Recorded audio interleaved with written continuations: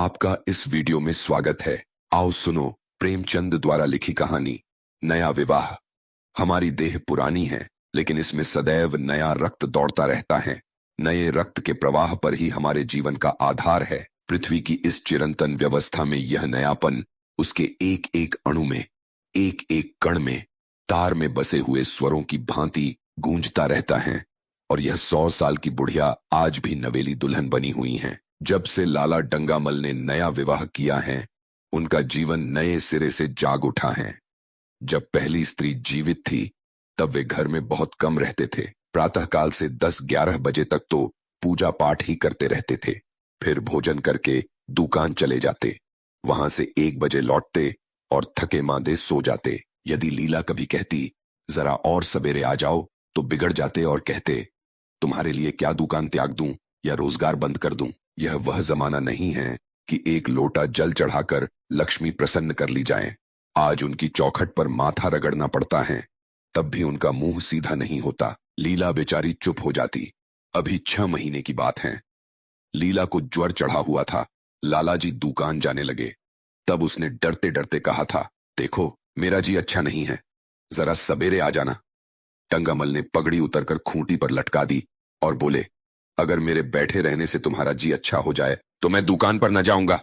लीला हताश होकर बोली, मैं दुकान जाने को तो नहीं मना करती, केवल जरा सवेरे आने को कहती हूं। तो क्या दुकान पर बैठा मौज किया करता हूं। लीला इसका क्या जवाब देती। पति का स्नेहहीन व्यवहार उसके लिए कोई नई बात न थी। इधर कई साल से उसे कठोर अनुभव हो रहा था कि उसको इस घर में कद्र नहीं है। वह अक्सर इस समस्या पर विचार भी किया करती, पर वह अपना कोई अपराध न पाती। वह पति की सेवा पहले से कहीं ज्यादा करती, उनके कार्यभार को हल्का करने की बराबर चेष्टा करती, बराबर प्रसन्न चित्त रहती। कभी उनकी आज्ञा के विरुद्ध कोई काम नहीं करती। अगर उसकी जवानी ढल चुकी थी, तो इसमें उसका क्या अपराध था। किसकी जवानी सदैव स्थिर रहती है। अगर अब उसका स्वास्थ्य उतना अच्छा न था, तो इसमें उसका क्या दोष। उसे बेकसूर क्यों दंड दिया जाता है। उचित तो यह था कि 25 साल का साहचर्य अब एक गहरी मानसिक और आत्मिक अनुरूपता का रूप धारण कर लेता, जो दोष को भी गुण बना लेता है, जो पके फल की तरह ज्यादा रसीला, ज्यादा मीठा, ज्यादा सुंदर हो जाता है। लेकिन लालाजी का वणिक हृदय हर एक पदार्थ को वाणिज्य की तराजू से तौलता था। बूढ़ी गाय जब न दूध दे सकती है न बच्चे, तब उसके लिए गौशाला ही सबसे अच्छी जगह है। उनके विचार में लीला के लिए इतना ही काफी था कि मालकिन बनी रहे, आराम से खाए और पड़ी रहे। उसे अख्तियार हैं चाहे जितने जेवर बनवाए, चाहे जितना स्नान व पूजा करे, केवल उनसे डर रहे। मानव प्रकृति की जटिलता का एक रहस्य यह था कि डंगामल जिस आनंद से लीला को वंचित रखना चाहते थे, जिसकी उसके लिए कोई जरूरत ही न समझते थे, खुद उसी के लिए सदैव प्रयत्न करते रहते थे। लीला 40 साल की होकर बूढ़ी समझ ली गई थी, किंतु खुद 43 के होकर अभी जवान थे। जवानी के उन्माद और उल्लास से भरे हुए लीला से अब उन्हें एक तरह की अरुचि होती थी, और वह दुखिया जब अपनी त्रुटियों का अनुभव करके प्रकृति के निर्दय आघातों से बचने के लिए रंग व तब लालाजी उसके बूढ़े नखरों से और भी घृणा करने लगते। वे कहते, वाह री तृष्णा, 7 लड़कों की तो मां हो गई, बाल खिचड़ी हो गए, चेहरा धुले हुए फलालैन की तरह सिकुड़ गया, मगर आपको अभी महावर, सेंदुर, मेहदी और उबटन की हवस बाकी ही हैं। औरतों का स्वभाव भी कितना विचित्र है, न जाने क्यों बनाव सिंगार पर इतनी जान देती हैं। पूछो, अब तुम्हें और क्या चाहिए। क्यों नहीं मन को समझा लेती कि जवानी विदा हो गई है और इन उपदानों से वह वापस नहीं बुलाई जा सकती। लेकिन खुद जवानी का स्वप्न देखते रहते थे। उनकी जवानी की तृष्णा अभी शांत न हुई थी। सर्दी में रसों और पार्कों का सेवन करते रहते थे। हफ्ते में 2 बार खिजाब लगाते और एक डॉक्टर से मंकी ग्लैंड के विषय में पत्र व्यवहार कर रहे थे। लीला ने उन्हें असमंजस में देखकर कातर स्वर में पूछा, कुछ बतला सकते हो, कै बजे आओगे। लालाजी ने शांत भाव से पूछा, तुम्हारा जी आज कैसा है। लीला क्या जवाब दे। अगर कहती है कि बहुत खराब हैं, तो शायद वे महाशय वहीं बैठ जाए और उसे जली कटी सुनाकर अपने दिल का बुखार निकाले। अगर कहती हैं कि अच्छी हूं, तो शायद निश्चिंत होकर 2 बजे तक कहीं खबर ले। इस दुविधा में डरते डरते बोली, अब तक तो हल्की थी, लेकिन अब कुछ भारी हो रही हैं। तुम जाओ, दुकान पर लोग तुम्हारी राह देखते होंगे। हाँ, ईश्वर के लिए 1-2 न बजा देना। लड़के सो जाते हैं, मुझे जरा भी अच्छा नहीं लगती, जी घबराता है। सेठ जी ने अपने स्वर में स्नेह की चाशनी देकर कहा, 12 बजे तक आ जरूर जाऊंगा। लीला का मुख धूमिल हो गया। उसने कहा, 10 बजे तक नहीं आ सकते? 11:30 से पहले किसी तरह नहीं। नहीं, 10:30 अच्छा, 11 बजे। लाला वादा करके चले गए, लेकिन 10 बजे रात को एक मित्र ने मुजरा सुनने के लिए बुला भेजा। इस निमंत्रण को कैसे इनकार कर देते? जब एक आदमी आपको खातिर से बुलाता है, तब यह कहां की भलमनसाहत है कि आप उसका निमंत्रण अस्वीकार कर दें। लाला जी मुजरा सुनने चले गए, 2 बजे लौटे। चुपके से आकर नौकर को जगाया और अपने कमरे में आकर लेट रहे। लीला उनकी राह देखती, प्रतिक्षण विकल वेदना का अनुभव करती हुई न जाने कब सो गई थी। अंत को इस बीमारी ने अभागिनी लीला की जान ही लेकर छोड़ा। लाला जी को उसके मरने का बड़ा दुहक हुआ। मित्रों ने संवेदना के तार भेजे। एक दैनिक पत्र ने शोक प्रकट करते हुए लीला की मानसिक और धार्मिक सद्गुणों को खूब बढ़ाकर वर्णन किया। लाला जी ने इस सभी मित्रों को हार्दिक धन्यवाद दिया और लीला के नाम से भी बालिका विद्यालय में 5 वजीफे प्रदान किए तथा मृतक भोज तो जितने समारोह से किया गया, वह नगर के इतिहास में बहुत दिनों तक याद रहेगा। लेकिन 1 महीना भी न गुजरने पाया था कि लाला जी के मित्रों ने चारा डालना शुरू कर दिया और उसका यह असर हुआ कि 6 महीने की विधुरता के तप के बाद उन्होंने दूसरा विवाह कर लिया। आखिर बेचारे क्या करते? जीवन में एक सहचरी की आवश्यकता तो थी ही, और इस उम्र में तो एक तरह से अनिवार्य हो गई थी। जब से नई पत्नी आई, लीला जी के जीवन में आश्चर्यजनक परिवर्तन हो गया। दुकान से अब इतना प्रेम नहीं था। लगातार हफ्तों न जाने में भी उनके कारोबार में कोई हर्ज नहीं होता था। जीवन के उपभोग की जो शक्ति दिन दिन क्षीण होती जाती थी, अब वह छींटें पाकर सजीव हो गई थीं। सूखा पेड़ हरा हो गया था, उसमें नई नई कोपलें फूटने लगीं। मोटर नई आ गई थी, कमरे नए फर्नीचर से सजा दिए गए थे, नौकरों की भी संख्या बढ़ गई थी। रेडियो आ पहुंचा था और प्रतिदिन नए नए उपहार आते रहते थे। लाला जी की बूढ़ी जवानी जवानों की जवानी से भी प्रखर हो गई थी। उसी तरह जैसे बिजली का प्रकाश चंद्रमा से ज्यादा स्वच्छ और मनोरंजक होता है। लाला जी को उनके मित्र इस रूपांतर पर बधाइयां देते, जब वे गर्व के साथ कहते, भाई, हम तो हमेशा जवान रहे और हमेशा जवान रहेंगे। बुढ़ापा यहां आए तो उसके मुंह में कालिख लगाकर गधे पर उलटा सवार करा के शहर से निकाल दे। जवानी का उम्र से उतना ही संबंध है जितना धर्म का आचार से भी, रुपये का ईमानदारी से, रूप का श्रृंगार से। आजकल के जवानों को आप जवान कहते हैं, उनकी 1000 जवानियों को अपने 1 घंटे से भी न बदलूंगा। मालूम होता है उनकी जिंदगी में कोई उत्साह ही नहीं, कोई शौक नहीं। जीवन क्या है? गले में पड़ा हुआ एक ढोल है। यही शब्द घटा बढ़ाकर वे आशा के हृदय पटल पर अंकित करते रहते थे। उससे बार बार सिनेमा, थिएटर और दरिया की सैर के लिए आग्रह करते रहते। लेकिन आशा को न जाने क्यों इन बातों में जरा भी रुचि न थी। वह जाती तो थी, मगर बहुत टाल टूट के बाद। एक दिन लाला जी ने आकर कहा, चलो दरिया की सैर करें। वर्षा के दिन थे, दरिया चढ़ा हुआ था। मेघमालाएं अंतर्राष्ट्रीय सेनाओं की भांति रंग बिरंगी वर्दियां पहने आकाश में कवायद कर रही थीं। सड़क पर लोग मलार और बारहमासा गाते चलते थे। बागों में झूले पड़ गए थे। आशा ने बेदिली से कहा, मेरा जी तो नहीं चाहता। लाला जी ने मृदु प्रेरणा के साथ कहा, तुम्हारा मन कैसा है जो आमोद प्रमोद की ओर आकर्षित नहीं होता? चलो जरा दरिया की सैर देखो। सच कहता हूं, बजरे पर बड़ी बहार रहेगी। आप जाएं, मुझे और कई काम करने हैं। काम करने के लिए आदमी हैं। तुम क्यों काम करोगी? महाराज अच्छे सालन नहीं पकाता, आप खाने बैठेगे तो यूं ही उठ जाएंगे। लीला अपने अवकाश का बड़ा भाग लालाजी के लिए तरह तरह का भोजन पकाने में लगाती थी। उसने किसी से सुन रखा था कि एक विशेष अवस्था के बाद पुरुष के जीवन का सबसे बड़ा सुख रसना का स्वाद ही रह जाता है। लालाजी की आत्मा खिल उठी। उन्होंने सोचा कि आशा को उनसे कितना प्रेम है कि दरिया की सैर को उनकी सेवा के लिए छोड़ रही हैं। एक लीला थी कि मान न मान चलने को तैयार रहती थी। पीछा छुड़ाना पड़ता था, ख्वामख्वाह सिर पर सवार हो जाती थी और सारा मजा किरकिरा कर देती थी। स्नेह भरे उल्हने से बोले, तुम्हारा मन भी विचित्र है। अगर एक दिन सालन फीका ही रहा, ऐसा क्या तूफान आ जाएगा। तुम तो मुझे बिल्कुल निकम्मा बनाए देती हो। अगर तुम न चलोगी तो मैं भी न जाऊंगा। आशा ने जैसे गले से फंदा छुड़ाते हुए कहा।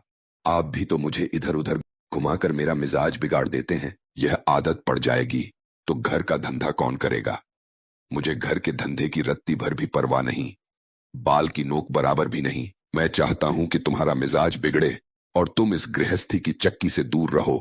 और तुम मुझे बार बार आप क्यों कहती हो।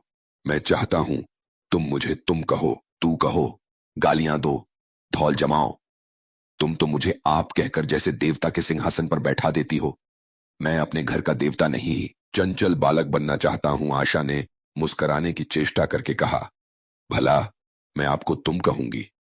तुम बराबर वाले को कहा जाता है कि बड़ों को। मुनीम ने 1 लाख के घाटे की खबर सुनाई होती तो भी शायद लालाजी को इतना दुख ना होता जितना आशा के इन कठोर शब्दों से हुआ। उनका सारा उत्साह, सारा उल्लास जैसे ठंडा पड़ गया। सिर पर बांकी रखी हुई फूलदार टोपी, गले में पड़ी हुई जोगियां, रंग की चुनी हुई रेशमी चादर, वह तंजेब का बेलदार कुर्ता जिसमें सोने के बटन लगे हुए थे, यह सारा ठाठ कैसे उन्हें हास्यजनक जान पड़ने लगा, जैस वह सारा नशा किसी मंत्र से उतर गया हो। निराश होकर बोले, तो तुम्हें चलना है या नहीं। मेरी जी नहीं चाहता तो मैं भी न जाऊंगा। मैं आपको कब मना करती हूं। फिर कहा। आशा ने जैसे भीतर से जोर लगाकर कहा, तुम। और उसका मुखमंडल लज्जा से आरक्त हो गया। हां, इसी तरह तुम कहा कहो। तो तुम नहीं चल रही हो। अगर मैं कहूं तुम्हें चलना पड़ेगा तब चलूंगी। आपकी आज्ञा मानना मेरा धर्म है। लालाजी आज्ञा न दे सके। आज्ञा और धर्म जैसे शब्द उनके कानों में चुभने से लगे। खिसियाते हुए बाहर को चल पड़े। उस वक्त आशा को उन पर दया आ गई। बोली, तो कब तक लौटोगे। मैं नहीं जा रहा हूं। अच्छा, तो मैं भी चलती हूं। जैसे कोई जिद्दी लड़का रोने के बाद अपनी इच्छित वस्तु पाकर उसे पैरों से ठुकरा देता है, उसी तरह लालाजी ने मुंह बनाकर कहा, तुम्हारा जी नहीं चलता तो न चलो। मैं आग्रह नहीं करता। आप नहीं, तुम बुरा मान जाओगे। आशा गई, लेकिन उम्ग से नहीं। जिस मालूमी वेश में थी उसी तरह चल खड़ी हुई। न कोई सजीली साड़ी, न महंगे गहने, न कोई सिंगार, जैसे कोई विधवा हो। ऐसी ही बातों पर लालाजी मन में झुझला उठते थे। ब्याह किया था जीवन का आनंद उठाने के लिए, झिलमिलाते हुए दीपक में तेल डालकर उसे और चटक करने के लिए। अगर दीपक का प्रकाश तेज न हुआ तो तेल डालने से लाभ न। जाने इसका मन क्यों इतना शुष्क और नीरस है, जैसे कोई ऊसर का पेड़ हो। कितना ही पानी डालो उससे हरी पत्तियों के दर्शन न होगे। महंगे गहनों से भरी पेटारियां खुली हुई हैं। कहां कहां से मंगवाए, दिल्ली से, कलकत्ते से, फ्रांस से। कैसी कैसी बहुमूल्य साड़ियां रखी हुई हैं।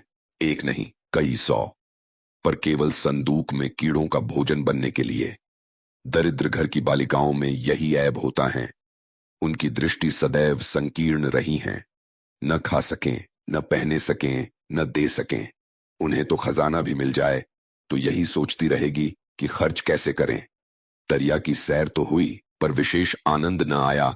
कई महीनों तक आशा की मनोवृत्तियां जगाने का असफल प्रयत्न करके लालाजी ने समझ लिया कि इनकी पैदाइश ही मुहर्रमी है, लेकिन फिर भी निराश न हुए। ऐसे व्यापार में एक बड़ी रकम लगाने के बाद वे उसे में अधिक से अधिक लाभ उठाने की वणिक प्रवृत्ति को कैसे त्याग देते। विनोद की नई नई योजनाएं पैदा की जाती। ग्रामोफोन अगर बिगड़ गया है, गाता नहीं या साफ आवाज नहीं निकलती तो उसकी मरम्मत करानी होगी। उसे उठाकर रख देना तो मूर्खता है। इधर बूढ़ा महाराज एकाएक बीमार होकर घर चला गया था और उसकी जगह उसका 17-18 साल का जवान लड़का आ गया। कुछ आवाज गंवार था, बिल्कुल झांगड़ उजड़। कोई बात ही न समझता था। जितने फुलके बनाता उतनी तरह के। हाँ, एक बात समान होती। सब बीच में मोटे होते, किनारे पतले। दाल कभी तो इतनी पलती जैसे चाय, कभी इतनी गाढ़ी जैसे दही। नमक कभी इतना तेज कि नींबू का शाकीन। आशा मुंह हाथ धोकर चौके में पहुंच जाती और इस अपोर शंख को भोजन पकाना सिखाती। एक दिन उसने कहा, तुम कितने नालायक आदमी हो जुगल। आखिर इतनी उम्र तक तुम घास खोदते रहे या भाड़ झोंकते रहे कि फुलके तक नहीं बना सकते? जुगल आंखों में आंसू भरकर कहता, बहू जी, अभी मेरी उम्र ही क्या है, 17वां ही तो पूरा हुआ है। आशा को उसकी बात पर हंसी आ गई। उसने कहा, तो रोटियां पकाना क्या 10-5 साल में आता है? आप 1 महीना सिखा दे बहू जी, फिर देखिए मैं आपको कैसे फुलके खिलाता हूं कि जी खुश हो जाए। जिस दिन मुझे फुलके बनाने आ जाएंगे, मैं आपसे कोई इनाम लूंगा। सालन तो अब मैं कुछ कुछ बनाने लगा हूं, क्यों ना? आशा ने हौसला बढ़ाने वाली मुस्कुराहट के साथ कहा, सालन नहीं, वो बनाना आता है। अभी कल ही नमक इतना तेज था कि खाया न गया। मसाले में कचांद आ रही थी। मैं जब सालन बना रहा था तब आप यहां कब थी? अच्छा, तो मैं यहां बैठी रहूं तब तुम्हारा सालन अच्छा पकेगा? आप बैठी रहती हैं तब मेरी अक्ल ठिकाने रहती हैं। आशा को जुगल की इन भोली बातों पर खूब हंसी आ रही थी। हंसी को रोकना चाहती थी, पर वह किसी तरह निकल पड़ती थी जैसे भरी बोतल उंडेल दी गई हो। और मैं नहीं रहती तब तो आपके कमरे के द्वार पर जा बैठता हूं, यहां बैठकर अपनी तकदीर को रोता हूं। आशा ने हंसी को रोककर पूछा, क्यों रोते हो? यह न पूछिए बहू जी, आप इन बातों को नहीं समझेगी। आशा ने उसके मुंह की ओर प्रश्न की आंखों से देखा। उसका आशय कुछ तो समझ गई, पर न समझने का बहाना किया। तुम्हारे दादा आ जाएंगे, तब तुम चले जाओगे। और क्या करूंगा बहू जी? यहां कोई काम दिलवा दीजिएगा तो पड़ा रहूंगा। मुझे मोटर चलाना सिखवा दीजिए, आपको खूब सैर कराया करूंगा। नहीं नहीं बहू जी, आप हट जाइए, मैं पतीली उतार लूंगा। ऐसी अच्छी साड़ी है आपकी, कहीं कोई दाग पड़ जाए तो क्या हो? आशा पतीली उतार रही थी। जुगल ने उसके हाथ से संडसी ले लेनी चाहिए। दूर रहो, फूलड़ तो तुम हो ही, कहीं पतीली पांव पर गिरा ली तो महीनों झींकोगे। जुगल के मुख पर उदासी छा गई। आशा ने मुस्कुराकर पूछा, क्यों मुंह क्यों लटक गया सरकार का? जुगल रुआंसा होकर बोला, आप मुझे डांट देती है बहू जी, तब मेरा दिल टूट जाता है। सरकार कितनी ही गुद्दके, मुझे बिल्कुल ही दुख नहीं होता। आपकी नजर कड़ी देखकर मेरा खून सर्द हो जाता है। आशा ने दिलासा दिया, मैंने तुम्हें डांटा तो नहीं, केवल यही तो कहा कि कहीं पतीली तुम्हारे पांव पर गिर पड़े तो क्या हो? हाथ ही तो आपका भी है, कहीं आपके ही हाथ से छूट गया तो? लाला डंगामल ने रसोई घर के द्वार पर आकर कहा, आशा, जरा यहां आना। देखो, तुम्हारे लिए कितने सुंदर गमले लाया हूं, तुम्हारे कमरे के सामने रखे जाएंगे। तुम यहां धुएं धक्कड़ में क्यों हलाकान होती हो? इस लड़के से कह दो कि जल्दी महाराज को बुलाए, नहीं तो मैं दूसरा आदमी रख लूंगा। महाराजों की कमी नहीं है, आखिर कब तक कोई रियायत करे? गधे को जरा भी तमीज नहीं आई। सुनता है जुगल, लिख दे आज अपने बाप को। चूल्हे पर तवा रखा हुआ था। आशा रोटियां बेलने में लगी थी। जुगल तवे के लिए रोटियों का इंतजार कर रहा था। ऐसी हालत में भला आशा कैसे गमले देखने जाती? उसने कहा, जुगल रोटियां टेढ़ी मेढ़ी बेल डालेगा। लाला जी ने कुछ चिढ़कर कहा, अगर रोटियां टेढ़ी मेढ़ी बेलेगा तो निकल दिया जाएगा। आशा अनसुनी करके बोली, 10-5 दिन में सीख जाएगा, निकालने की क्या जरूरत है? तुम आकर बतला दो गमले कहाँ रखे जाएं। कहती तो हूं रोटियां बेल कर आती हूं। नहीं, मैं कहता हूं तुम रोटियां मत बेलो, आप तो ख्वामख्वाह जिद करते हैं। लालाजी सन्नाटे में आ गए। आशा ने कभी इतनी रुखाई से उन्हें जबान न दिया था, और यह केवल रुखाई न थी, इसमें कटुता भी थी। लज्जित होकर चले गए। उन्हें ऐसा क्रोध आ रहा था कि इन गमलों को तोड़कर फेंक दें और सारे पौधों को चूल्हे में डाल दे। जुगल ने सहमे हुए स्वर में कहा, आप चली जाएं बहू जी, सरकार बिगड़ जाएंगे। बको मत, जल्दी जल्दी फुलके सेंको, नहीं तो निकाल दिए जाओगे। और आज मुझसे रुपए लेकर अपने लिए कपड़े बनवा लो। भिखमंगों की सी सूरत बनाए घूमते हैं, और बाल क्यों इतने बढ़ा रखे हैं? तुम्हें नाई भी नहीं जुड़ता? जुगल ने दूर की बात सोची, बोला, कपड़े बनवा लूं तो दादा को हिसाब क्या दूंगा? अरे पागल, मैं हिसाब में नहीं देने कहती, मुझसे ले जाना। जुगल काहिलपन की हंसी हंसा, आप बनवाएंगी तो अच्छे कपड़े लूंगा, खद्दर के मलमल का कुर्ता, खद्दर की धोती, रेशमी चादर, अच्छा सा चप्पल। आशा ने मीठी मुस्कान से कहा, और अगर अपने दाम से बनवाने पड़े तब कपड़े ही क्यों बनवाऊंगा? बड़े चालाक हो तुम। ये जुगल ने अपनी बुद्धिमत्ता का प्रदर्शन किया। आदमी अपने घर में सूखी रोटियां खाकर सो रहता है, लेकिन दावत में तो अच्छे अच्छे पकवान ही खाता है। वहां भी यदि सूखी रोटियां मिले तो वह दावत में जाए ही नहीं। यह सब नहीं जानती। एक गाढ़े का कुर्ता बनवा लो और एक टोपी ले लो। हजामत के लिए 2 आने ऊपर से ले लो। जुगल ने मान करके कहा, रहने दीजिए, मैं नहीं लेता। अच्छे कपड़े पहनकर निकलूंगा तब तो आपकी याद आवेगी। सड़ियल कपड़े पहने कर तो और जी जलेगा। तुम स्वार्थी हो, मुफ्त के कपड़े लोगे और साथ ही बढ़िया भी। जब यहां से जाने लगूं तब आप मुझे अपना एक चित्र दीजिएगा। मेरा चित्र लेकर क्या करोगे? अपनी कोठरी में लगाऊंगा और नित्य देखा करूंगा। बस वही साड़ी पहनकर खिंचवाना जो कल पहनी थी, और वही मोतियों की माला भी हो। मुझे नंगी नंगी सूरत अच्छी नहीं लगती। आपके पास तो बहुत गहने होंगे, आप पहनती क्यों नहीं? तो तुम्हें गहने अच्छे लगते हैं? बहुत। लालाजी ने फिर आकर जलते हुए मन से कहा, अभी तक तुम्हारी रोटियां नहीं पकी जुगल। अगर कल से तूने अपने आप अच्छी रोटियां न पकाई तो मैं तुझे निकाल दूंगा। आशा ने तुरंत हाथ मुंह धोया और बड़े प्रसन्न मन से लालाजी के साथ गमले देखने चली। इस समय उसकी छवि में प्रफुल्लता का रौनक था, बातों में भी जैसे शक्कर घुली हुई थी। लालाजी का सारा खिसियानापन मिट गया था। उसने गमलों को क्षुब्ध आंखों से देखा। उसने कहा, मैं इनमें से कोई गमला न जाने दूंगी। सब मेरे कमरे के सामने रखवाना। सब कितने सुंदर पौधे हैं, वाह! इनके हिंदी नाम भी मुझे बतला देना। लालाजी ने छेड़ा, सब गमले क्या करोगी, 10-5 पसंद कर लो, शेष मैं बाहर रखवा दूंगा। जी नहीं, मैं एक भी न छोड़ूंगी, सब यहीं रखे जाएंगे। बड़ी लालचिन हो तुम। लालचिन ही सही, मैं आपको एक भी न दूंगी। 2-4 तो दे दो, इतनी मेहनत से लाया हूं। जी नहीं, इनमें से एक भी न मिलेगा। दूसरे दिन आशा ने अपने को आभूषण से खूब सजाया और फीरोजी साड़ी पहनकर निकली। तब लालाजी की आंखों में ज्योति आ गई। समझे, अवश्य ही अब उनके प्रेम का जादू कुछ कुछ चल रहा है।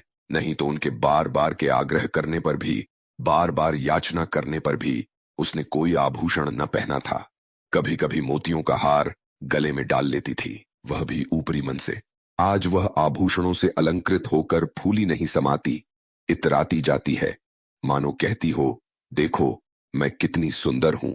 पहले जो बंद कली थी वह आज खिल गई थी। लालाजी पर बोतलों का नशा चढ़ा हुआ था। वे चाहते थे उनके मित्र और बंधु वर्ग आकर इस सोने की रानी के दर्शनों से अपनी आंखें ठंडी करें, देखें कि वह कितनी सुखी, संतुष्ट और प्रसन्न है।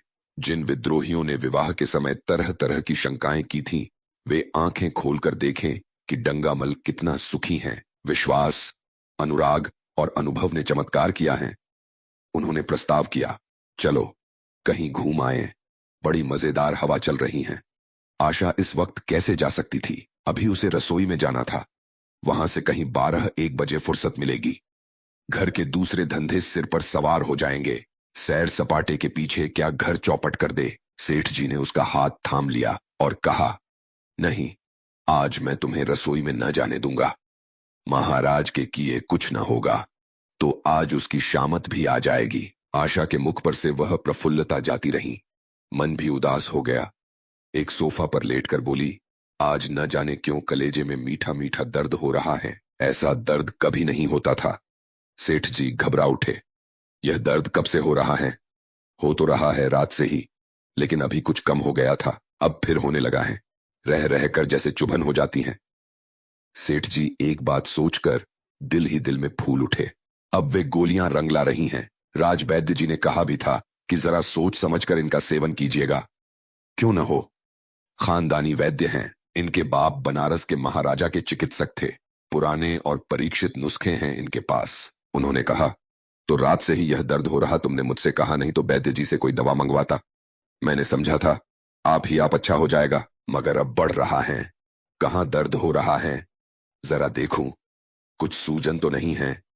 सेठ जी ने आशा के आंचल की तरफ हाथ बढ़ाया। आशा ने शर्माकर सिर झुका लिया। उसने कहा, यह तुम्हारी शरारत मुझे अच्छी नहीं लगती। मैं अपनी जान से मरती हूं, तुम्हें हंसी सूझती है। जाकर कोई दवा ला दो। सेठ जी अपने पुंसत्व का यह डिप्लोमा पाकर उससे कहीं ज्यादा प्रसन्न है जितना राय बहादुरी पाकर होते। इस विजय का डंका पीटे बिना उन्हें कैसे चैन आ सकता था? जो लोग उनके विवाह के विषय में द्वेषमय टिप्पणियां कर रहे थे, उन्हें नीचा दिखाने का कितना अच्छा अवसर हाथ आया है। और इतनी जल्दी। पहले पंडित भोलानाथ के पास गए और भाग्य ठोंक कर बोले, भाई मैं तो बड़ी विपत्ति में फंस गया। कल से कलेजे में दर्द हो रहा है। कुछ बुद्धि काम नहीं करती। कहती हैं, ऐसा दर्द पहले कभी नहीं हुआ। भोलानाथ ने कुछ बहुत हमदर्दी न दिखाई। सेठ जी यहां से उठकर अपने दूसरे मित्र लाला फागमल के पास पहुंचे और उनसे भी लगभग इन्हीं शब्दों में यह शोक संवाद कहा। फागमल बड़ा शोहदा था। मुस्कुराकर बोला, मुझे तो आपकी शरारत मालूम होती है। सेठ जी की बाँछें खिल गई। उन्होंने कहा, मैं अपनी दुख सुना रहा हूं और तुम्हें दिल लगी सूझती हैं। जरा भी आदमियत तुम में नहीं है। मैं दिल लगी नहीं कर रहा हूं। इसमें दिल लगी की क्या बात है? वे हैं कमसिन, कोमला। ये थी प्रेमचंद द्वारा लिखी कहानी नया विवाह। वीडियो में अंत तक बने रहने के लिए धन्यवाद।